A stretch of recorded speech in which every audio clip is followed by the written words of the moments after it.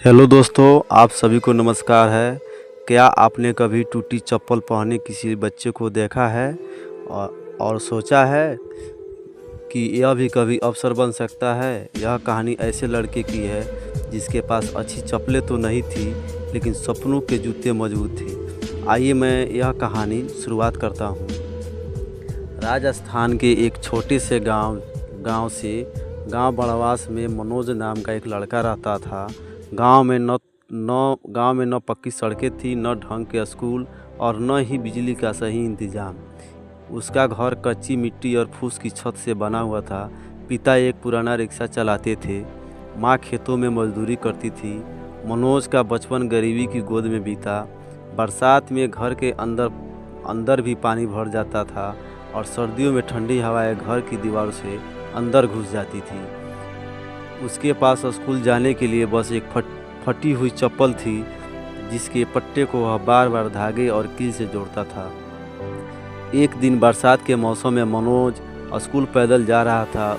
उसके पैर कीचड़ में धंस रहे थे और तभी उसकी चप्पल का पट्टा फिर टूट गया। पास खड़े गांव के कुछ लड़कों ने हंसते हुए कहा, अरे देखो, टूटी चप्पल वाला अफसर बनेगा। सब जोर जोर से हंसने लगे।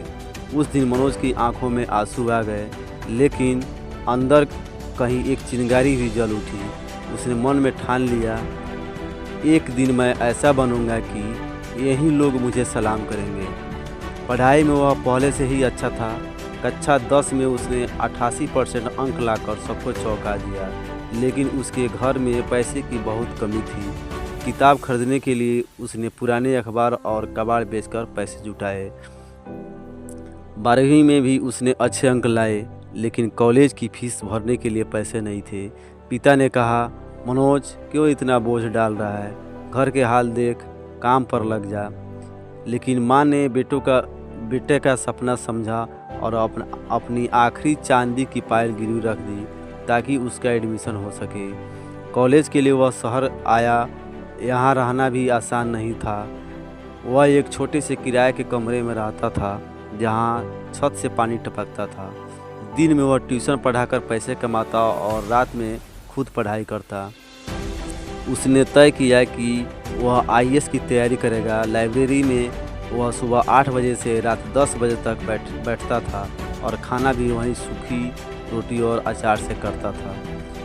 पहला प्रयास पूरी मेहनत के बावजूद वह प्रीलिम्स में ही फेल हो गया।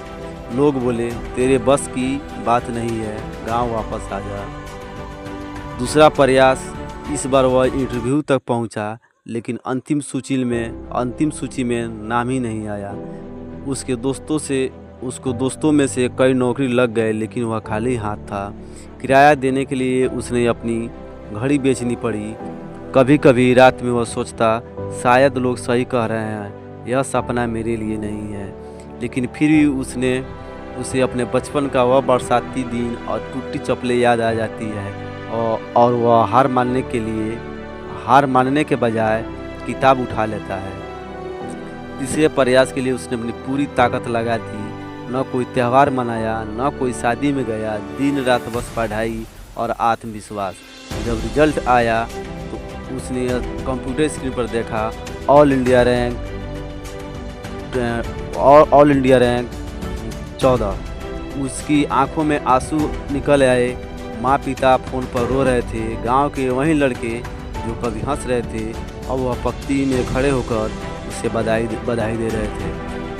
मनोज ने मुस्कुराकर कहा, मेरे पास कभी अच्छी चप्पलें नहीं थी, लेकिन मेरे सपनों के जूते हमेशा मजबूत थे।